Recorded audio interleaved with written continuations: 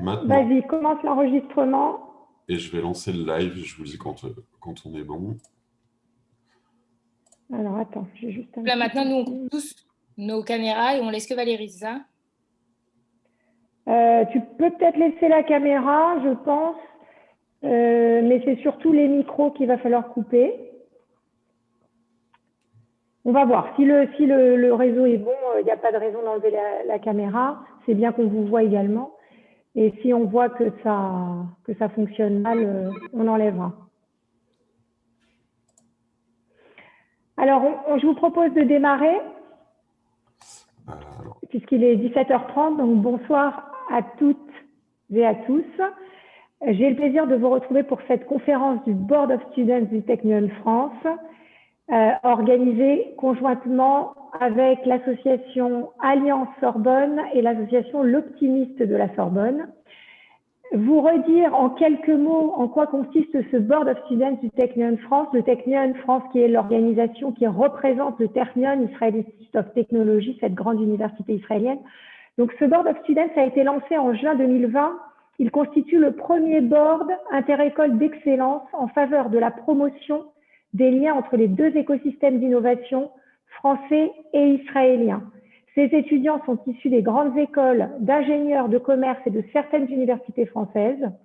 L'objectif est de sensibiliser ces leaders de demain aux avancées scientifiques, technologiques et entrepreneuriales. Alors, nous organisons notamment des conférences sur des thématiques diverses, comme celle d'aujourd'hui en digital, et des thématiques diverses en lien avec l'innovation responsable dans les écoles représentées, ainsi que des voyages en Israël et notamment sur le campus de Haïfa au Technion. Notre thématique du jour porte sur l'agilité des entreprises en général et en période de crise. En effet, pendant la pandémie de Covid-19, 73% des sociétés déclarent une baisse de leurs ventes supérieure à 10%, 35% une baisse supérieure à 50% durant cette période. Un tiers des sociétés a fermé le plus souvent à la suite de restrictions administratives d'accueil du public, 65%. Sans surprise d'ailleurs, la fréquentation des cinémas a chuté de 70% par rapport à 2019 sur l'ensemble de l'année 2020. Les salles ont en effet été fermées durant 162 jours, presque la moitié de l'année. Alors, nous vous présentons aujourd'hui, nous avons le plaisir d'accueillir Elisha Karmitz, président directeur général du groupe MK2. Bonsoir Elisha. Bonsoir. Alors, un petit mot de biographie d'Elisha. Elisha a rejoint MK2 en 2006 en tant que directeur de la publication et de la rédaction du mensuel gratuit 3 couleurs. En 2008, il prend la direction de MK2 Multimédia et développe les opérations de communication et de diversification du groupe MK2. C'est en 2014 qu'il est élu directeur général du groupe MK2. Elisha développe chez MK2 des projets de cinéma hors les murs. En 2011, la plus grande projection 3D au monde, avec la projection du film d'animation Rio sous la nef du Grand Palais à Paris, une performance entrée au Guinness Book of World Records. Il est également coproducteur de longs métrages tels que Juste la fin du monde de Xavier Dolan en 2016. Depuis sa création, le groupe cinématographique MK2 est resté fidèle à son ambition initiale, proposer une autre idée du cinéma. Une autre idée du cinéma pour offrir un autre regard sur le monde, pour faire bouger les lignes de la société. Sous l'impulsion d'Elisha, le MK2 rentre dans une logique de diversification, notamment avec le MK2 Institute qui permet de suivre des débats, des conférences et des masterclass dans les salles de cinéma. Finalement, les deux frères Karmitz vont ouvrir le tout premier hôtel cinéma dans Paris, le Paradiso, et je pense qu'Elisha nous en dira un mot. Elisha, ça va être à vous dans une seconde. Je laisse d'abord la parole à Salomé Hassan de l'association Alliance Sorbonne. Oui, merci beaucoup Valérie. Donc, d'abord, je voulais vous remercier Elisha d'avoir fait notre invitation. Je me présente, moi je suis Salomé, membre de l'asso Alliance Panthéon-Sorbonne. On est partenaire du Board of Students du Technion France et partenaire de notre conférence ce soir. Et avant de commencer notre réunion, je voulais juste vous présenter rapidement l'asso. Donc on est une asso de l'Université Paris 1 Panthéon-Sorbonne, indépendante, apolitique et au service exclusif des étudiants. Et après avoir conquis la Sorbonne, on a récemment formé la Fédération Alliance avec Jussieu, Diderot et Descartes. Et donc, c'est avec tout ce beau monde qu'on organise aujourd'hui la conférence et en plus le Technion France, évidemment, et l'asso Optimiste.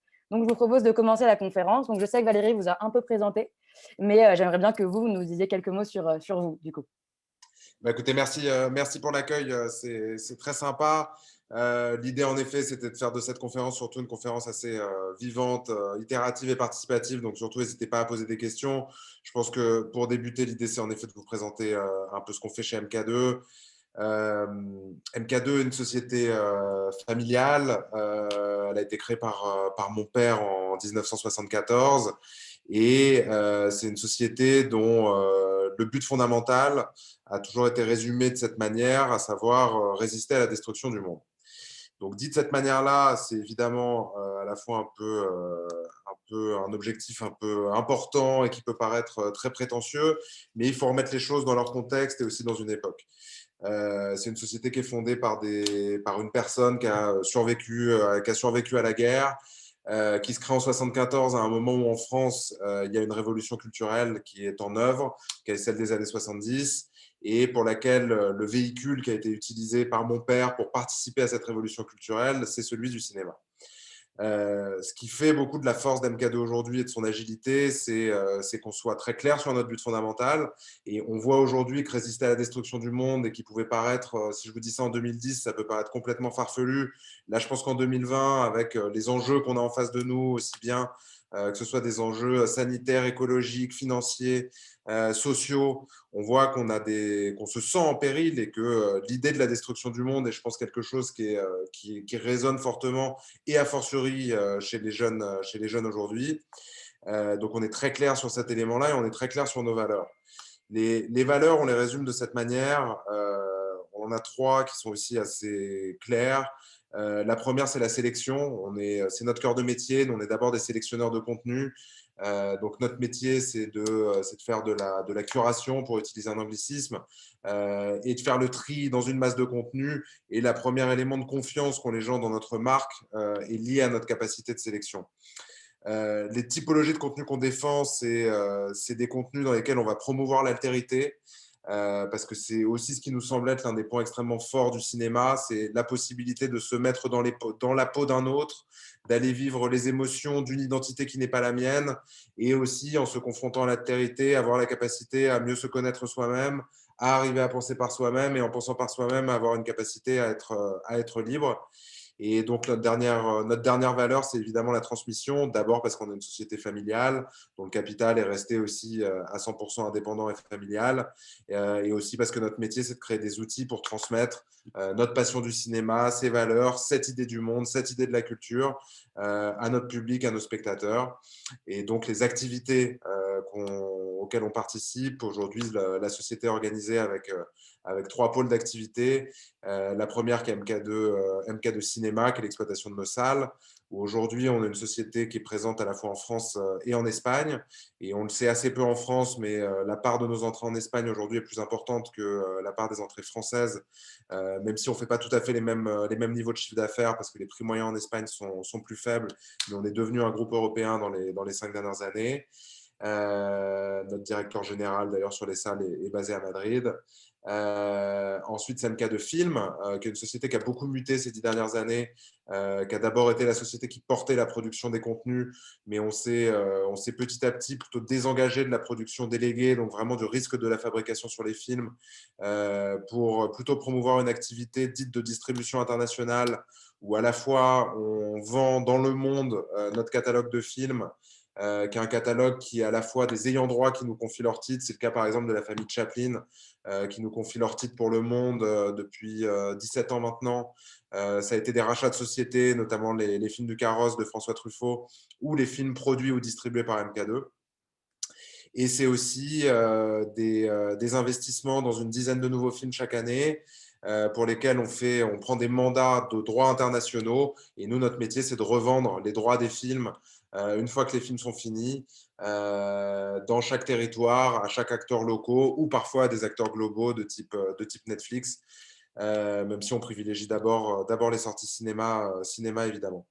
Et la dernière activité, qui est une activité que j'ai créée en arrivant dans le groupe, c'est une structure qui aujourd'hui s'appelle MK2+, qui s'est appelée MK2 Multimédia, MK2 Agency, et qui a toujours été le pôle de diversification de l'entreprise.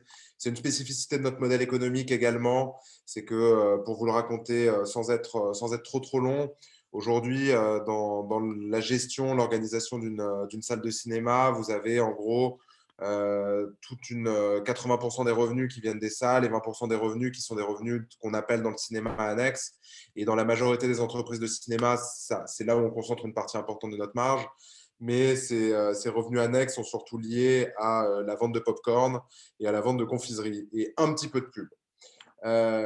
Toute la problématique sur la vente de confiserie avec la vente de popcorn, c'est que quand vous misez là-dessus pour faire de la marge, vous commencez à être assez tenu sur votre programmation. C'est que entre un blockbuster américain et un film d'auteur polonais, il est évident qu'il y a plus de consommation de popcorn, de confiserie, de coca ou d'eau sur un blockbuster américain. Donc si vous commencez à raisonner comme ça et que vous commencez à raisonner sur votre ticket moyen par spectateur, vous allez vers un certain type de programmation et c'est un choix que font 98% des exploitants mondiaux. Et en France, c'est un choix clairement affiché, fait notamment par Pathé. Et donc, nous, on a fait plutôt le choix de conserver un fort développement sur nos revenus annexes, mais on l'a fait différemment, à savoir qu'on a plutôt pensé autrement, à savoir nous, on génère quand même dans les salles de cinéma des flux de spectateurs qui sont importants. Et nous, notre logique a plutôt été de monétiser ces flux par des points de contact dits médias, donc à travers de la publicité, de la communication, du marketing et des développements de médias à l'intérieur du groupe. Donc moi, quand je suis arrivé, on a réinternalisé nos médias, on a créé une rédaction à l'intérieur du groupe. C'est la rédaction du magazine Trois Couleurs, qui maintenant édite Trois Couleurs, édite aussi d'autres médias.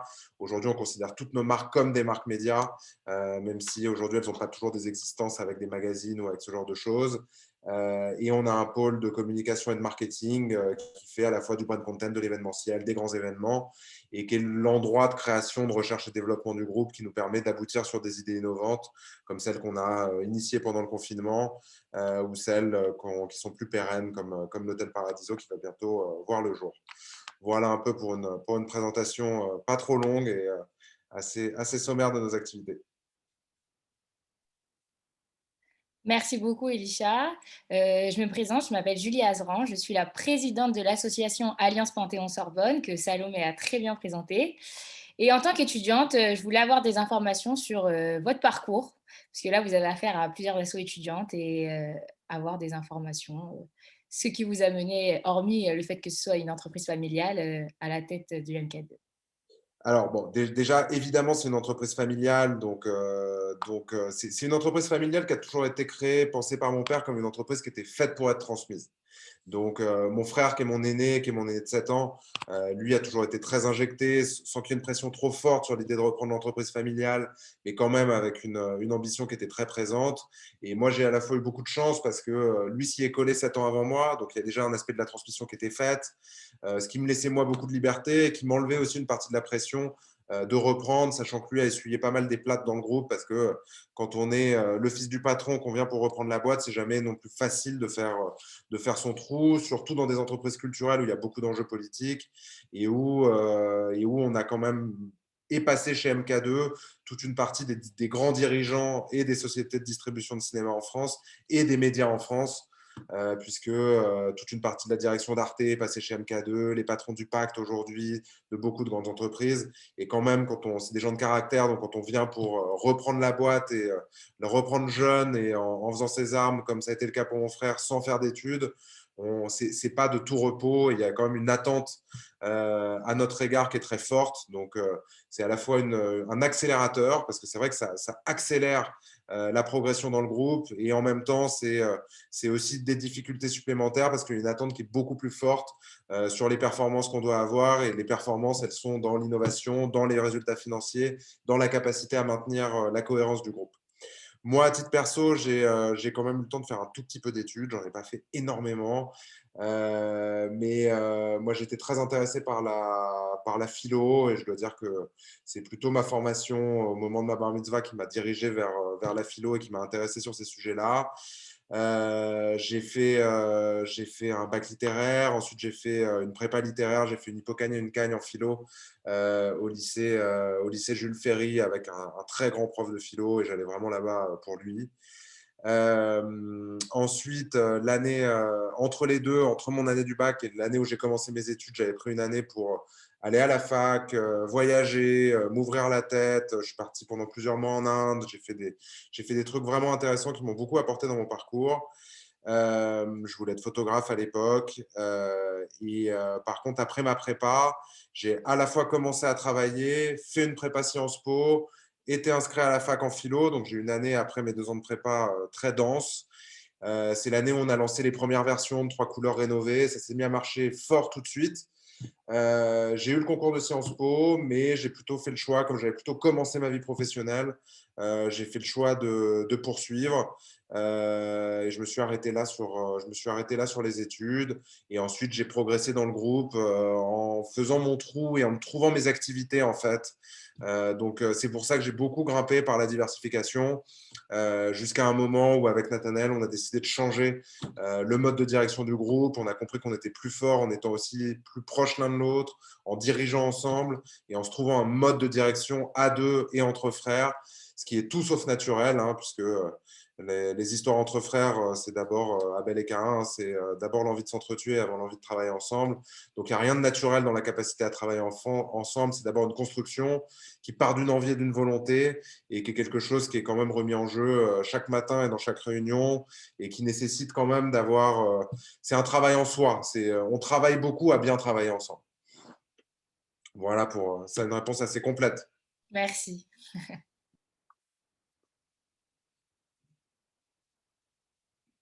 Alors, on a Raphaël qui doit prendre le relais. Peut-être qu'il a son micro qui est encore coupé. Peut-être. Raphaël, tu as ton micro coupé. Est-ce que tu veux poser ta question? Bon, sinon on va revenir à Salomé. Raphaël, tu nous entends? Alors Salomé. Bonjour Elisha. Salut Raphaël. Ah voilà.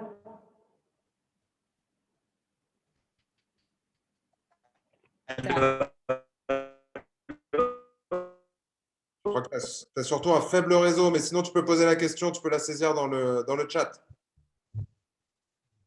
Les aléas du direct. Ouais. Parce que j'en ai j'ai l'habitude, ne vous inquiétez pas. Oui, oui. Oh, putain. Allô, allô? On t'entend. Oui, vous m'entendez? Yes.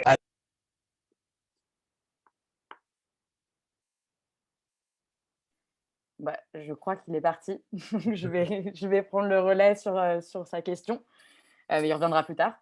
Donc en fait, là, on sait que ça fait 1 an que les cinémas sont fermés. Comment vous vivez cela personnellement et professionnellement aussi, au passage? Personnellement, je le vis à titre vraiment perso, je le vis de manière contrastée parce que à la fois, on a une entreprise, je vis pas dans un studio, donc j'ai des ressources et je vois quand même la détresse, notamment des étudiants. Voilà, moi j'ai la possibilité d'aller au bureau, on arrive quand même à se déplacer un peu. Après, on le vit quand même durement parce que je pense que c'est psychologiquement très dur pour tout le monde et qu'on vit quand même avec des hauts et des bas, des moments d'espoir, très peu de perspectives. C'est difficile de se projeter dans le temps, donc c'est pénible. Moi, j'ai eu un enfant, j'ai eu mon 2e enfant pendant la période, donc c'était pas évident. En même temps, j'ai eu la chance de l'avoir à un moment où les pères pouvaient rentrer dans la salle de maternité, donc j'ai échappé au pire, je dirais. Et professionnellement, c'est très compliqué. Nous, on a perdu plus de 80% de notre chiffre d'affaires. Il a fallu réorganiser la boîte très vite et en même temps, on est des entrepreneurs, on est une boîte familiale, donc on est jeunes. Donc, c'est très compliqué pour nous de juste se mettre en chômage partiel et puis d'arrêter de bosser, de ne pas réfléchir à durée indéterminée.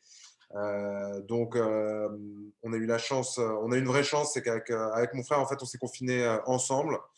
Donc, ça nous a permis de bien travailler, de pouvoir beaucoup parler, de pouvoir beaucoup communiquer et de réfléchir de manière quotidienne tout de suite, dès le départ, sur quoi faire.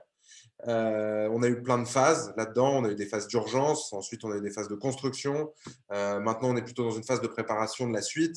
Mais on avait besoin de lancer des initiatives rapides et de faire des choses parce que c'est notre nature et que c'est plutôt notre tempérament. Donc très vite, c'est notre spécificité organisationnelle, hein, c'est le fait d'avoir des journalistes en interne, d'avoir une rédaction, d'avoir des gens qui sont dans d'autres modes de travail, qui aiment l'actu chaude, qui aiment le direct, qui aiment quand il y a beaucoup d'actualités et qui tout de suite ont fait basculer toute l'éditorialisation de Trois Couleurs en festival à la maison. Et je pense qu'on a été l'un des premiers titres médias culturels, en tout cas français, parisiens, à adopter ce mode de gestion où on faisait l'actualité de tout ce que tous les gens pouvaient consommer à la maison. De ça, on a fait un concours de court-métrage confiné qui a été tout de suite un gros succès. On a vu que tout de suite, ça générait beaucoup de presse, qu'il y avait beaucoup d'envie de parler de ces initiatives-là. Donc, ça leur a permis aussi d'être des succès et d'exister assez rapidement.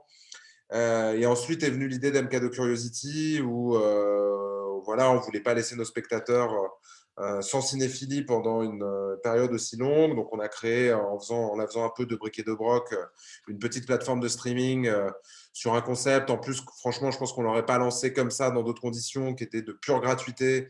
Et au moment de son lancement, il n'y avait même pas de concept de revenus publicitaires. C'était vraiment offert au public. Et ça a tout de suite été aussi un gros succès où on a vu qu'on prenait une place sur le marché. Donc ça nous a conforté dans l'idée qu'il y avait de la place pour nous sur le marché de la VOD, qu'il ne fallait pas faire n'importe quoi. On sait qu'on ne peut pas aller faire la compète avec Netflix et Disney sur le financement des films parce que quand bien même on aurait 1 milliard à claquer là-dedans, c'est pécadille par rapport à ce qu'eux ils dépensent. Donc pour nous, le combat ne peut pas être à cet endroit-là. Il peut être sur la sélection, il peut être sur la curation, il peut être sur d'autres modes de marketing.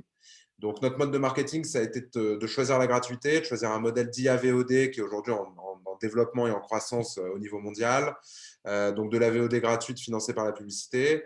On a fait une petite pause sur la plateforme au moment du déconfinement pour la redévelopper avec d'autres agences et la relancer au mois de novembre, où ça nous a permis aussi d'aller trouver un annonceur qui est Chanel entre les deux. Et en fait, on l'a lancé dans un mode de marketing qui est celui du panier bio. Chaque semaine, on propose 5 films. Ces films, on ne sait pas ce que c'est.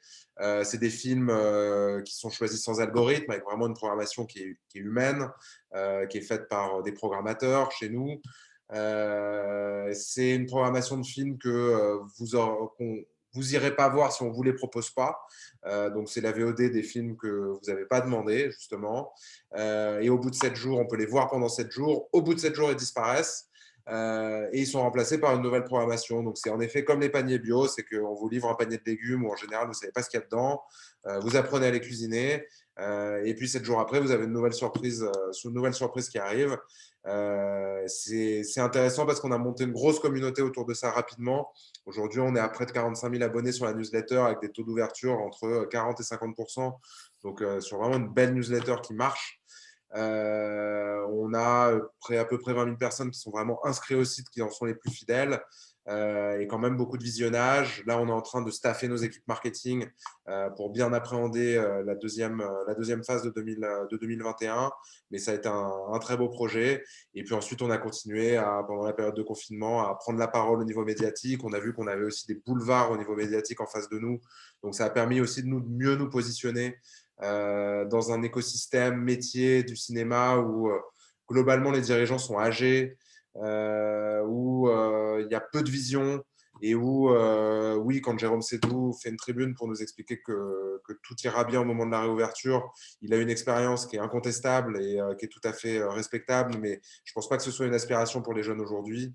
Et donc, voilà, on a essayé aussi, nous, de donner de la perspective, de pas devenir les porte-parole de notre secteur parce qu'on essaie d'être plus iconoclaste que ça. On a refait de l'événementiel pendant les périodes de déconfinement, le Bottine, qui a été un cinéma sur les quais de Seine, où on prenait des bateaux pour aller voir les films. On a refait une opération Cinéma Paradiso. On a lancé MK2 Institut au mois de septembre. Et là, ensuite, on a un peu arrêté de communiquer à partir du mois d'octobre pour préparer le lancement de l'hôtel, qui est un projet qui n'est pas du tout né du confinement, parce que ça fait 6 ans qu'on travaille dessus, mais qui arrive plutôt à point nommé. Donc voilà, c'est un peu comme ça qu'on a réagi avec nos spécificités, en étant très actifs, en réfléchissant, en lisant des bouquins, en lisant beaucoup de sciences humaines, en se posant des questions et en essayant d'abord de faire les bons diagnostics pour se poser les bonnes questions, pour essayer d'apporter des réponses qui sont pertinentes. Mais on a toujours cette méthodologie qui est d'abord un bon diagnostic, un bon questionnement. Et quand on a une bonne question, ensuite, même si on se plante dans la réponse qu'on apporte, c'est pas très grave. Au moins, si la question est pertinente, on a fait 50% du chemin.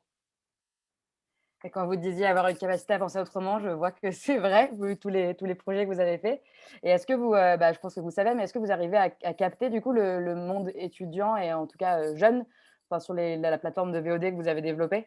Ouais, on l'a pas mal capté parce qu'on a vu que justement la pyramide d'âge était plutôt beaucoup plus jeune que ce qu'on imaginait. Je pense que c'est lié à des effets et de marketing via nos canaux d'acquisition qui sont très, pas que réseaux sociaux, justement pour des choix politiques, mais où on les utilise quand même. Aussi lié à la gratuité parce que la gratuité est faite pour être une introduction à la cinéphilie. Et globalement, nous, sur la réflexion qu'on a sur les étudiants et sur les sites plus jeunes, pardon, et qu'on a commencé à initier maintenant depuis 2 ans, c'est d'abord une réflexion sur le tarif. C'est que on sait très bien que les jeunes, ils ont envie d'aller au cinéma, hein, et qu'il n'y a pas de sujet par rapport à ça. Donc, tout ce qu'on nous explique, nous, de désaffection des jeunes du cinéma et que parce qu'ils ont Netflix, ils n'auraient plus envie d'y aller, on n'a jamais cru à ça. À mon avis, tout ça sont vraiment des conneries, et ça n'a aucune légitimité. Le problème, c'est le pouvoir d'achat. Et le seul sujet, c'est le pouvoir d'achat. Et par contre, expliquer à des jeunes aujourd'hui qu'une place de cinéma pour aller voir un film, ça coûte plus cher qu'un abonnement mensuel à Netflix, ouais, il y a un problème, c'est évident. Donc, nous, ce qu'on a fait, c'est qu'on a baissé les tarifs, hein, tout simplement. Donc, maintenant, depuis 1 an et demi, les tarifs à 4,90 € pour les moins de 26 ans, et pas que pour les étudiants, justement, pour tous les moins de 26 ans, ont été propagés sur l'ensemble du réseau, du lundi au vendredi. On invite quand même les étudiants à essayer de ne pas venir au cinéma le samedi après-midi à 16 h, même si je sais que vous travaillez beaucoup. J'ai quand même été étudiant et je sais qu'il y a de la place pour aller au cinéma de temps en temps le mardi. Et voilà, pour nous, le sujet étudiant, c'est un sujet de pouvoir d'achat, hein, tout simplement. Et un sujet ensuite de marketing, d'attractivité, de ton, de manière de s'adresser à vous, d'être au contact, d'innover. Mais le point central, c'est le pouvoir d'achat. Ça fait du bien de l'entendre, non? Oui. Julien, je te laisse continuer. Alors bonjour, moi je suis Julien Oppenheimer, donc je suis le président de l'Optimiste, une association qui se donne pour but de promouvoir la culture et l'art justement, et je représente aussi Alliance Paris Descartes. Et donc nous, on voulait savoir donc comment votre groupe a su diversifier ses actions avec la situation. Bah, écoutez, un peu comme je viens de vous le décrire, et si vous voulez, la méthodologie de diversification, c'est que d'abord, on s'est beaucoup trompé. Donc, il faut accepter de se planter, il faut accepter d'avoir des échecs, il faut accepter d'avoir des projets qui ne marchent pas. C'est très peu valorisé en France, mais c'est essentiel. Et quand même, dans la culture et mondiale et anglo-saxonne, on ne s'inquiète pas des gens qui ont on s'inquiète pas des gens qui ont des échecs, on s'inquiète des gens qui ont que des succès. Vous êtes investisseur aux États-Unis, vous avez un entrepreneur en face de vous qui a que des succès. Votre première question, c'est de vous dire si le moment de l'échec, ça ne va pas tomber sur vous. Et on juge quand même beaucoup la capacité des entrepreneurs à entreprendre, à leur capacité à rebondir après un échec. Donc, l'échec en lui-même n'est pas grave. Ce qui est grave, c'est la manière dont on le digère, la manière dont on rebondit. Et ensuite, notre père, dans la manière aussi dont il nous a laissé prendre les rênes, nous a laissé faire des conneries. Donc, voilà, il nous a laissé parfois faire des projets qui allaient dans le mur. Et en même temps, même quand les projets allaient dans le mur, pour nous, ils ont jamais été perdus.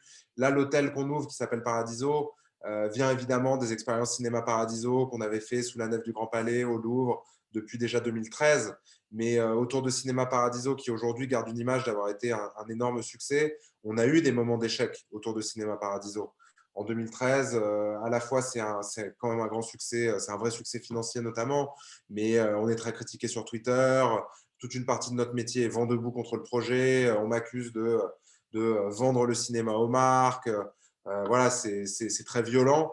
Moi, je le vis comme un échec, hein, clairement. Mais voilà, presque 10 ans après, en 2020-2021, c'est certainement dans ce projet-là et dans ce concept-là et dans une partie de cette marque-là qu'on a une partie de l'avenir du groupe. Donc, c'est aussi beaucoup de persévérance. C'est l'idée de ne pas lâcher, justement pour reprendre des images et des concepts philosophiques. C'est décrit dans un des livres de Descartes dont j'ai oublié dont je ne sais plus, je ne pourrais pas vous le citer précisément, mais c'est une image que j'utilise souvent et que je donne beaucoup aussi à mes collaborateurs. C'est que si vous êtes perdu au milieu d'une forêt, il y a une seule manière d'en sortir, c'est de choisir une direction et de vous tenir à cette direction. Si vous choisissez votre direction et que vous n'en déviez pas, vous êtes sûr de sortir de la forêt.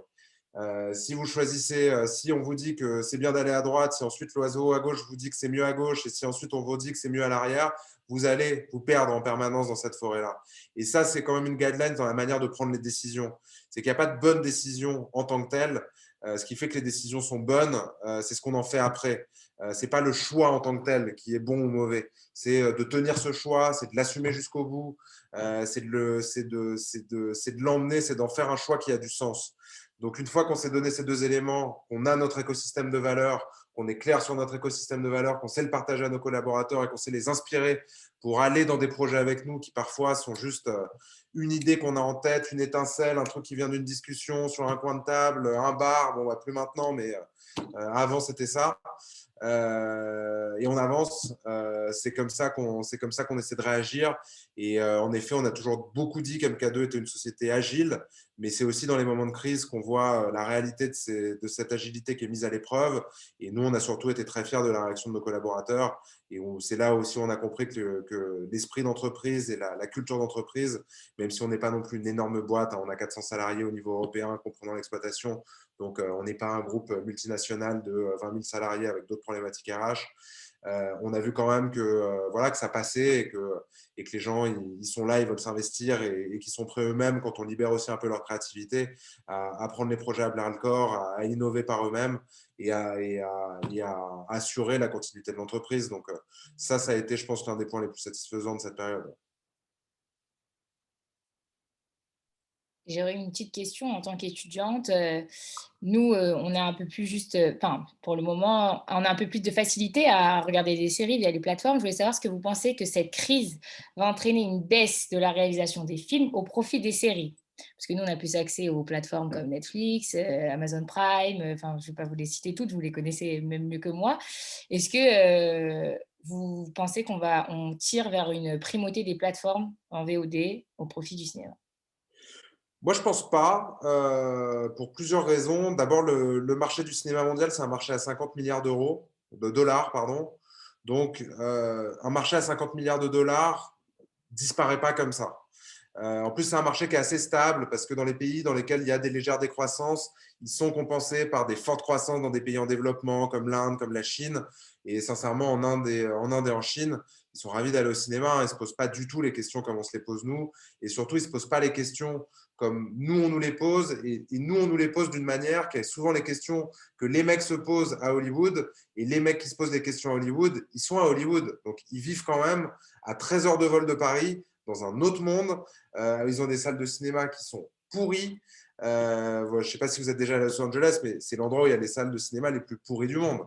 On vous met quelques-unes des grandes salles de cinéma de Los Angeles à Paris. Vous, en tant qu'étudiant, même sur un tarif à 4,90 €, je vous garantis que vous ne passez pas la porte de la salle et vous vous demandez où vous foutez les pieds, tellement c'est dégueulasse, à part quelques exceptions, type ArcLight et quelques réseaux, etc.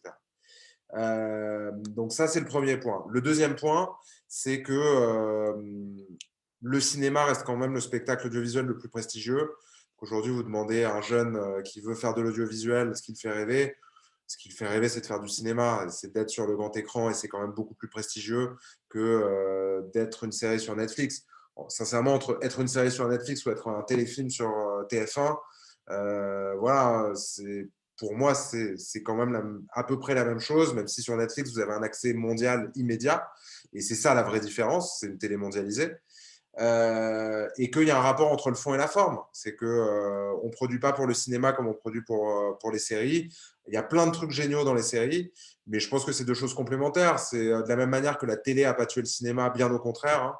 Le cinéma n'a jamais été aussi fort depuis qu'il y avait la télévision.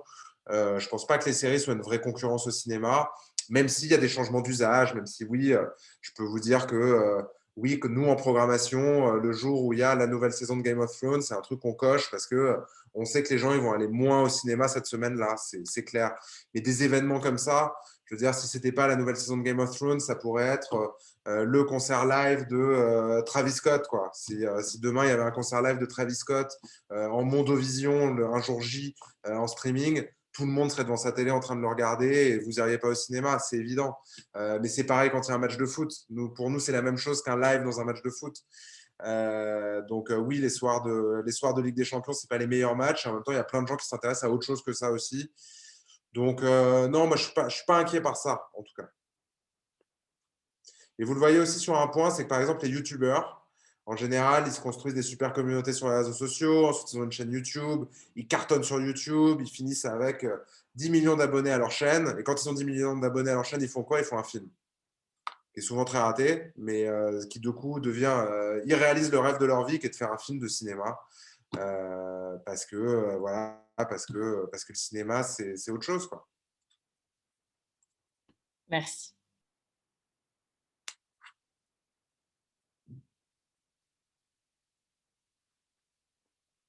Bon, on a Raphaël qui veut vraiment poser une question, mais je crois que son réseau ne veut pas le laisser intervenir. Il ne faut pas hésiter. Allô? Oui, vous m'entendez là, c'est mieux? Yes. Ok, parfait. Donc, excusez-moi pour tout à l'heure, ce petit désagrément. Pas de souci.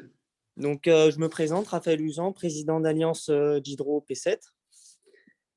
Et je voulais donc vous poser la question. Que pensez-vous alors si vous gardez la plateforme de VOD quand les cinémas réouvriront?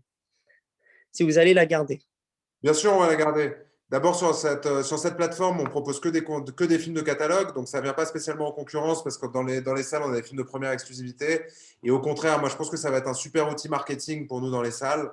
D'abord parce qu'on peut proposer, des plateformes marketing, des plateformes de fidélisation qui utilisent justement MK de Curiosity et qui utilisent des éléments de VOD.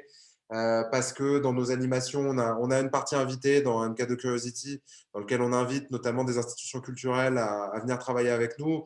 D'ailleurs, cette semaine ou la semaine prochaine, on a un festival avec la Gaîté Lyrique qui s'appelle Fame, qui est un festival de musique à l'image. On va compléter, pour nous, ça va être un outil marketing pour compléter les partenariats qu'on fait, notamment au niveau culturel. Donc, pour nous, c'est totalement complémentaire. Et on va la garder et je pense même que c'est un outil qui nous a manqué depuis pas mal d'années et qui va être très utile. Donc, on est plutôt confiant sur notre manière de l'utiliser, de le monétiser et de lui donner du sens. Et vous allez garder l'accès gratuit, du coup? Clairement, ça c'est le modèle, ça ne bougera pas. Il y a un accès gratuit avec ces propositions de 5 films et il y a une partie payante. On peut quand même acheter des films, ce qu'on appelle en TVOD, qui sont des films de catalogue, c'est de la non-exclusivité. Les films, vous pouvez aussi les acheter sur iTunes. Mais voilà, vous n'êtes pas obligé d'engraisser un GAFA non plus. Okay. Bonjour, Elisha, je suis Nethanel Léost, président de l'association Alliance JSU. Et j'aurais une question concernant les places pour les étudiants que vous avez fait avec un rabais au niveau du prix. Parce qu'en général, pour un produit, augmenter le prix d'un produit, c'est plus simple que le diminuer, parce que diminuer le prix d'un produit, donc là en l'occurrence la place, ça veut dire réduire peut-être les effectifs dans ceux qui ont produit le film en question. Donc en fait, est-ce que vous avez mis ces places avec une compensation autre à côté, ou alors est-ce que vous avez mis ces places à moins de 26 € pour attirer un public plus jeune, et justement parce qu'il restait des places dans des salles de cinéma et que c'était plus rentable de faire ça? Alors, on l'a fait d'abord pour attirer le public jeune et justement pour avoir aussi une prise de parole sur le pouvoir d'achat en disant on comprend votre problème et on est avec vous. Si vous venez au cinéma avant 26 ans, vous allez certainement continuer à y aller toute votre vie. Vous allez certainement emmener vos enfants au cinéma. Et le cinéma, c'est quand même l'un des seuls business où la salle qui est en bas de chez vous, enfin moi je suis né à Paris, je vais à Paris, les salles qui sont en bas de chez moi, mes parents m'y ont emmené, mais moi j'ai emmené mes propres enfants dans les mêmes salles qui sont parfois les mêmes enseignes. Et ça, c'est quand même assez rare pour être souligné. C'est que c'est vraiment un élément de continuité dans la ville, dans l'organisation, dans l'organisation de la vie culturelle à l'intérieur de la cité. Donc ça, c'est le premier point. Le deuxième, c'est qu'en fait, il y a deux choix stratégiques. Soit vous augmentez, vous savez que vous allez avoir une fréquentation qui… de manière systémique est en baisse et donc pour compenser la baisse de votre fréquentation, vous allez augmenter le prix de vos billets, vous allez augmenter le prix de la place et finalement en bout de ligne, vous allez retrouver avec des chiffres qui sont à peu près similaires. Mais ça, pour nous, c'est le chemin vers la mort. En tout cas, c'est ce qu'on considère. Soit vous vous dites, non, nous, notre sujet, c'est des métiers de flux. C'est des métiers où on doit générer des flux importants, on doit générer de l'audience, où on a besoin de former et d'attirer des cinéphiles, a fortiori quand ils sont jeunes. Donc, on préfère baisser la place, augmenter le trafic et capter l'attention. Parce que finalement, je pense que notre bataille, c'est celle de l'attention, et c'est celle de la captation de l'attention. Quand on a l'attention, on saura la monétiser. On a plein d'outils pour monétiser l'attention. Mais d'abord, il faut la capter. Nos concurrents sur l'attention, c'est Instagram, Facebook, Netflix, Twitter. Et voilà, nos ennemis dans notre bataille, dans notre spectre de concurrence, c'est d'abord eux, en réalité. Ok, d'accord. Donc, ouais, donc c'est vraiment une stratégie long terme, quoi. Ok. Une stratégie long terme de conquête qui est elle-même une réflexion stratégique, qui vient d'un planning stratégique, d'évolution des usages et d'évolution du monde. Et c'est vrai que ce qu'on propose avec le cinéma et avec ce triptyque sélection, altérité, transmission, c'est de sortir. Donc, c'est de sortir de son filtre algorithmique, qui est un point qui nous est très cher et qui est très important. C'est pour ça que, voilà, quand l'un des claims de MK2 Institut, c'était ne confiez pas votre temps de cerveau disponible à n'importe qui. Et ça, c'est pas de la com, ça porte la problématique d'aujourd'hui, qui est que, moi le premier, c'est quand vous vous êtes mis dans une trappe sur Instagram et que vous venez passer d'1h30 sur Instagram à regarder des conneries, je dis pas que c'est pas bien de le faire, c'est super, je le fais aussi, mais la question, c'est qu'est-ce que vous auriez pu faire à la place? Et qu'est-ce qu'on faisait il y a 10, 15, 20 ans à la place?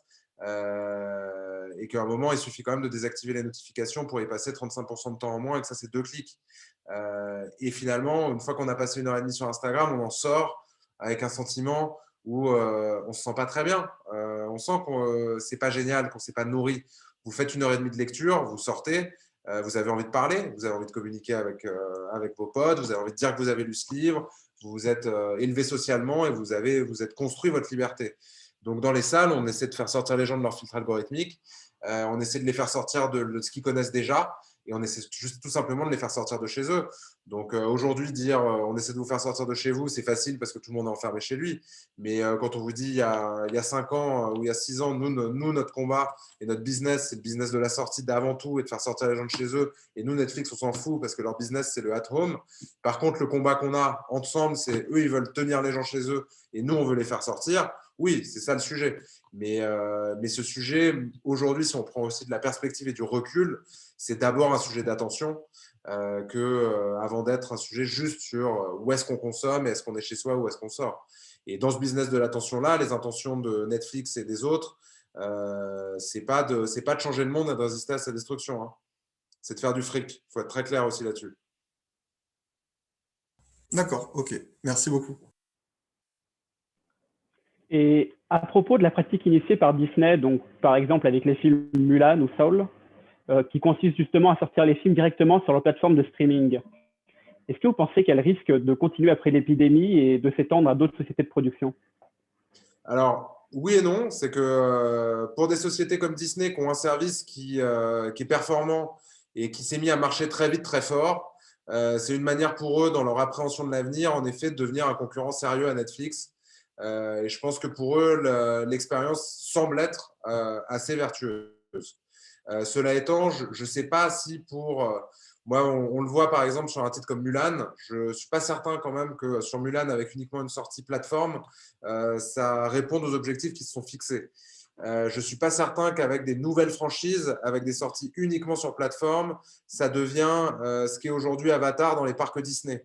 Je ne suis pas certain que des succès comme Avatar puissent exister uniquement en streaming parce qu'il faut quand même se rappeler que c'est la 3D et l'expérience cinéma qu'on fait le succès de ce film. Et je ne suis pas certain que les plus grands réalisateurs mondiaux aient envie de réaliser chez Disney si ce n'est pas pour aller au cinéma. Mais j'en sais rien, peut-être. Peut-être que je me trompe. Et peut-être qu'ils ont raison, et peut-être que de toute façon, on peut se dire en effet que les salles de cinéma sont mortes, et à partir de là, leur stratégie est la bonne. Donc ça, on va voir. Après, je pense que pour des sociétés comme Warner, qui là ont fait basculer toute une partie de leur line-up, d'abord, c'est quand même des gens qui ont un service de streaming qui ont besoin de faire marcher, qui est HBO. C'est un conglomérat qui appartient à un câble opérateur qui est AT&T et qui lui a des objectifs qui consistent à faire marcher ses services Donc, à un moment, il y a du stock de contenu, il a besoin de faire marcher ses services, il a intérêt à le proposer pour que les gens prennent un abonnement AT&T, HBO, Warner et le dernier Wonder Woman au moment où ils doivent changer d'abonnement parce qu'ils sont chez eux et qu'ils ont envie d'un truc un peu mieux. Donc, moi, je comprends cette stratégie-là et qu'en même temps, voilà, quand vous produisez un film à 200 millions de dollars, qui est Wonder Woman, si vous le sortez en salle au niveau mondial, vous savez que vous allez recouper. Si vous le sortez aujourd'hui en streaming, même en streaming premium, bah, si vous faites 200 millions, c'est déjà vachement bien. Et que les revenus qui sont générés en salle, aujourd'hui, ce n'est pas le streaming qui les remplace. Hein. Et que je pense que vous expliquez à un consommateur chinois que son avenir, c'est d'oublier la salle de cinéma et de rester chez lui pour regarder du contenu, c'est lui qui vous prend pour un dingue. D'accord, merci. Alors, du coup, on a 2 questions de spectatrices. Alors, premièrement, je voulais savoir si le MK2 soutenait d'une manière ou d'une autre les cinémas indépendants. D'abord, on est un cinéma indépendant, donc on commence par se soutenir nous-mêmes. Et ça dépend ce que vous appelez un cinéma indépendant, parce que si vous voulez, en France, un cinéma qui est financé en majorité par l'État, c'est ce qu'on peut qualifier de cinéma indépendant. Mais voilà, c'est l'État qui le subventionne. Donc voilà, nous, on est un tout petit peu subventionné, assez peu. En tout cas, on vit très bien sans les subventions aussi. On peut s'en passer quand on le veut ou quand on a besoin d'avoir une liberté de parole sur certains sujets. Et aujourd'hui, les groupes de cinéma en France sont beaucoup plus indépendants que les salles de cinéma dites indépendantes en France. D'accord. L'actionnariat du GC ou de Pathé appartiennent aux propriétaires. Ils en sont les seuls maîtres à bord. Ils sont totalement indépendants au sens anglo-saxon et capitalistique du terme. D'accord. Et alors, notre deuxième question, de la part aussi d'une spectatrice. Alors, on sait que le milieu de la culture souffre et va souffrir de cette pandémie. On peut espérer les subventions de la part de l'État au moment où tout ouvrira. Ces subventions ne pourront pas couvrir toutes les pertes. Il va donc falloir définir des critères pour octroyer ces subventions. Est-ce qu'on risque à l'avenir de voir, du coup, dans les prochaines années, que ça soit dans la production ou la distribution de films, une orientation d'après ces critères qui ont été définis? Écoutez, je pense pas qu'il y ait de. En France, il n'y a pas d'orientation sur le contenu. S'il y a bien une chose, même qu'on peut déplorer à certains égards, c'est qu'aujourd'hui, il y a une manière dont les subventions sont attribuées qui permettent de faire vivre un écosystème économique, mais où on s'interroge souvent sur des données qui sont quantitatives et assez peu sur les données qualitatives. Est-ce qu'on a besoin de faire 500 films par an en France ou est-ce qu'on a besoin de faire 10, 15, 20, 30 films qui sont meilleurs? Ensuite, il y a une réflexion qui peut se faire au niveau français ou au niveau européen. Je pense que les enjeux d'avenir, c'est surtout de pouvoir avoir un marché européen et de considérer le marché moins segmenté entre chaque territoire, mais de considérer un vrai marché européen. Parce qu'en Europe, avec un marché de 400, je ne sais plus précisément, 450 millions de personnes, on a un marché qui est aussi important que les États-Unis. Il n'y a pas de raison qu'on n'ait pas une production européenne de blockbuster. Le savoir-faire, il est là. Les Américains n'ont pas plus de savoir-faire en effets spéciaux, en prise de vue que nous, que les Français ou les Européens pour faire du contenu. Ensuite, et là, il faut quand même rendre à César ce qui appartient à César, c'est qu'en France, là, pendant la période de pandémie, on a quand même la chance d'être très soutenu. Et par rapport aux autres pays européens, on est très soutenu. Donc, la contrepartie, c'est qu'on est soutenu et on est fermé. Dans un pays comme l'Espagne où on est présent, on est ouvert, on n'est pas soutenu et on a perdu 95% de nos spectateurs et notre chiffre d'affaires et c'est assez catastrophique. Donc, voilà. Ensuite, sur la suite, les systèmes qui sont à l'œuvre vont se remettre en œuvre et ils permettent de produire, de financer et de soutenir l'offre culturelle. Donc, je ne suis pas inquiet sur cet aspect-là non plus. Le sujet, ça va plutôt être le stock de contenu, l'embouteillage créé par ce stock de contenu, la régulation de la diffusion. Et ensuite, il y a quand même des secteurs qui souffrent beaucoup. Je pense quand même en particulier au secteur de la musique. Parce que le secteur de la musique ayant été quand même très dérégulé ces dernières années, étant nettement moins bien organisé que le cinéma pour défendre ses intérêts,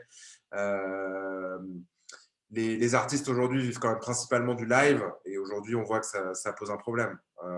C'est que là pour le coup ils sont coupés de leur principale source de revenus et c'est pas normal que si vous voyez comment, voilà, c'est Vianney qu'on avait parlé sur France Inter, il a raison. Si vous prenez la répartition des revenus, les règles de répartition de revenus sur une plateforme comme Spotify, c'est quand même un scandale. C'est que vous allez faire une boucle, vous allez faire un titre pourri qui tourne en boucle et qui est écouté par des kids de 10 à 15 ans et qui vont écouter en boucle. C'est ça qui va capter tous les revenus. Alors que moi, j'ai payé mon abonnement à Spotify et j'aime que les Beatles, donc j'écoute que les Beatles. Globalement, ce que j'ai mis dans Spotify en répartition de revenus devrait aller directement aux Beatles et ne devrait pas revenir dans un grand pot commun pour tous les artistes de Spotify qui est simplement réparti en fonction du nombre de visionnages. Parce que ça oriente le contenu. Et aujourd'hui, ça oriente les artistes à faire du contenu qui va être par exemple plus court pour être écouté plus souvent. Et ça, c'est dérégulé parce que l'État n'intervient pas là-dedans. Ça, c'est quand même un vrai problème. D'accord, merci beaucoup pour votre réponse.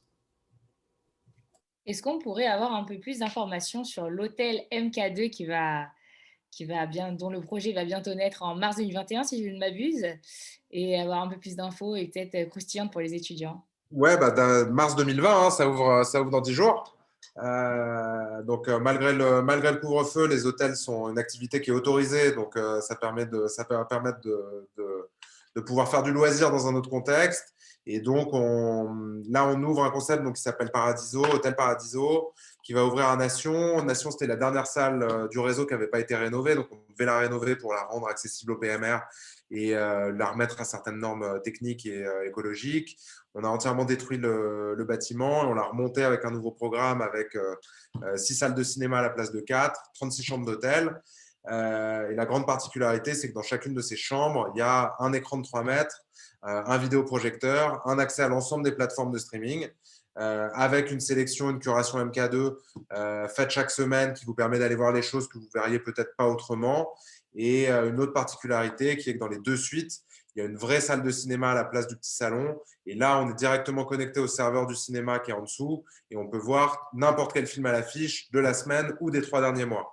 Donc, si dans la semaine, on a diffusé James Bond aux Nations, vous pouvez vous faire James Bond dans votre salle privée avec une qualité technique cinéma. Et c'est vraiment bluffant au niveau technique. Franchement, c'est vraiment dingue. Et il y a un rooftop. On va faire des séances de cinéma sur les rooftops l'été. On va créer des ciné-clubs, certainement avec des associations étudiantes. Je pense qu'on aura l'occasion d'en reparler. Avec plaisir. Et on a une salle de karaoké, on a une petite loge. Et l'expérience est vraiment nouvelle, très atypique, vraiment sympa. Il y a un compte Instagram MK2, Hôtel Paradiso, auquel je vous invite à vous abonner parce que c'est là où vont sortir un peu toutes les news et tous les éléments sur l'hôtel. Ça va être accessible à partir de 100 € la nuit. Pas le samedi soir dans la suite, mais en tout cas sur d'autres créneaux horaires et ça va être accessible à partir de ce tarif-là. Et c'est une vraie nouvelle itération autour de l'expérience du cinéma. Donc, nous, ça nous permet en effet de faire vivre la marque Paradiso dans un lieu permanent. Donc, on est excités, contents de ce projet. Je ne sais pas, vous en avez peut-être entendu parler, vous avez vu passer des trucs sur vos réseaux sociaux, dans les feeds, la presse commence à passer ça. Vous savez que nous, on est très branchés réseaux sociaux, donc c'est pour ça qu'on a eu l'information. Il y a aussi les journaux, et c'est pour ça qu'on a dit on va peut-être avoir des infos un peu plus exclusives ou des codes promo étudiants. C'est possible. Non, mais on va faire. C'est important pour nous que les jeunes s'en emparent parce que c'est fait pour. Et surtout, c'est fait pour que ce soit des lieux. Et c'est comme ça qu'on fait tous nos lieux aussi. C'est que ça doit être des lieux dans lesquels il y a des mélanges et il y a des brassages générationnels, culturels, identitaires, comme on dit aujourd'hui. Et le cinéma doit être un lieu de confrontation à l'altérité, à d'autres identités, à d'autres manières de penser. Mais ça doit être à l'écran, mais ça doit être entre les gens aussi. Donc, on essaie quand même que ce soit possible. Et il faut que les étudiants puissent s'emparer de ce projet, bien sûr. Comptez sur moi pour m'y rendre très rapidement. Vous m'avez donné envie, j'avoue. Et une petite dernière question avant qu'on fasse la conclusion. Et on aimerait avoir vos trois chefs-d'œuvre, films préférés que vous voulez partager à notre audience ce soir. Alors, moi, l'un de mes films préférés, c'est Cinéma Paradiso, le film, parce qu'il m'a énormément inspiré et que, en 10 ans de carrière, j'ai fait que reproduire l'expérience de ce film au milieu de la ville, de la cité, etc. Donc, c'est un film qui a structuré ma vie et ma vie professionnelle. Ensuite, moi, j'aime beaucoup Le Parrain 3, qui est un film que beaucoup de gens détestent. Et dans les gens qui aiment Le Parrain, c'est rarement celui qui préfère. Mais voilà, moi je trouve que la scène où le parrain va se confesser à la fin du film est quand même une scène de cinéma magique et extraordinaire. Écoutez, ensuite dans le catalogue MK2, il y en a plein. Il y a que des chefs-d'œuvre évidemment, mais il y a un film, il y a deux films très importants pour nous. Il y a Le Kid de Chaplin. En plus, cette année, c'est les 100 ans du Kid, parce que c'est quand même un vrai chef-d'œuvre de cinéma et que on a fait aussi beaucoup de notre vie et de notre carrière sur la défense de Chaplin au niveau international. Et c'est un film qu'il faut avoir vu. Et c'est un magnifique film sur l'enfance. Et il y a quand même un film qui a été très important pour nous, qui sont tous les films de Xavier Dolan, mais en particulier Mommy et Juste la fin du monde, parce que dans des moments où on avait justement des difficultés dans le repositionnement d'MK2 films, c'est quand même un film qui nous a permis de trouver des grands succès, des succès générationnels, des succès auprès des jeunes, de rebâtir aussi beaucoup notre image à des moments où elle était un petit peu écornée. Et ça nous a beaucoup aidé. Donc, c'est des films qui sont structurants pour la boîte et qui ont été structurants dans notre vie, indéniablement. Je vous invite du coup tous à voir ces films et tous les chefs-d'œuvre MK2. Formidable. Alors, je reprends la parole. Elisha, merci beaucoup. Un grand merci à tous. Les associations Alliance et Optimisme, bravo pour vos questions qui étaient, j'ai trouvé, particulièrement pertinentes. Elisha, je crois que si on avait voulu trouver le candidat parfait pour cette thématique d'agilité en entreprise, c'était vous, hein, vraiment, parce que je pense qu'on a senti à quel point vous aviez su rebondir pendant la crise, à quel point vous étiez impliqué dans ce que vous faites au quotidien, présenté d'une façon… on sent que vous êtes habité par votre passion et ça fait vraiment plaisir. Donc, je vous remercie vraiment pour cette intervention. Vous dire également, rebondir sur une petite anecdote. Vous parliez de l'échec. C'est vrai qu'entreprendre, c'est aussi échouer. Et ça, les Israéliens, en général, l'ont bien en tête. C'est un peu dans l'ADN entrepreneurial israélien et c'est très présent aussi chez nos entrepreneurs du Technion notamment. Et puis, ah oui, une petite question quand même. Vous avez parlé de votre prof de philo et moi, j'adore la philo et je suis très curieuse. J'aurais bien aimé connaître son nom. C'était Christian Jambet, mon prof de philo à l'époque, qui est un ancien maoïste, qui faisait partie des nouveaux philosophes justement dans les années 70, mais qui n'est pas du tout médiatisé, qui était un grand spécialiste de la philosophie orientaliste. Donc, c'était quand même le seul Formidable. c'était le seul prof de philo en Cagne qui vous mettait un texte d'Avicenne sous les yeux, et avec une ouverture d'esprit, une capacité à traduire les textes directement, par exemple de l'arabe, en live, en plein cours, qui était quand même extraordinaire. Et voilà, on avait comme thématique, notre thématique de Cagne et de concours anormal, c'était le travail. Donc, c'était quand même une année géniale parce que d'Adam Smith à Marx, on a vraiment compris les problématiques qui sont les problématiques qui permettent quand même aussi de penser le monde d'aujourd'hui et surtout pas de manière dogmatique ni idéologique, mais qui permettent d'avoir justement une agilité intellectuelle aussi dans le débat, notamment politique aujourd'hui, qui fait que finalement quand on revient au texte et quand on revient à la base, on voit que la base de la problématique est la même et qu'ensuite c'est des propositions de résolution de la problématique qui ont été différentes et qui proposent des modèles de société qui sont différents, mais que quand je vous dis qu'on défend l'altérité et que c'est quand en défendant l'altérité et en se confrontant à l'altérité qu'on se reste les conditions de sa propre liberté. Voilà, ça vient de cette formation intellectuelle-là. Et ça n'a pas de prix. Donc voilà, faut profiter surtout des études pour ça. Et c'est pour ça que faites de la philo le business, ça s'apprend en faisant. Hein. Y a pas ça s'apprend en faisant et dans Harvard Business Review. C'est ça. On sent que vous en êtes imprégné, ça fait plaisir. Et nous aussi, on essaye de donner toujours un sens éthique à nos questions et d'y mettre un petit peu d'engagement. Et c'est vrai qu'on met en avant l'innovation responsable, éthique. Et voilà, vous l'avez parfaitement illustré ce soir. Merci beaucoup, Elisha. Un grand merci à tous. Et puis, je vous dis à très bientôt pour une prochaine conférence. Alors, on a une conférence mardi 22 avec Yannick Waknin sur la Green Finance, un tout autre sujet, mais toujours avec cette toile de fond autour de l'innovation responsable. Et ce sera avec d'autres associations étudiantes. Et je vous laisse nous rejoindre sur le site internet technionfrance.org et sur les réseaux, bien sûr. À très bientôt. Bonne soirée à tous et merci encore. Merci à tous. Au revoir, Merci, Elisha. Elisha. Merci beaucoup. À très vite à l'Hôtel Paradisio. À bientôt. À bientôt. À très vite. Au revoir. Au revoir.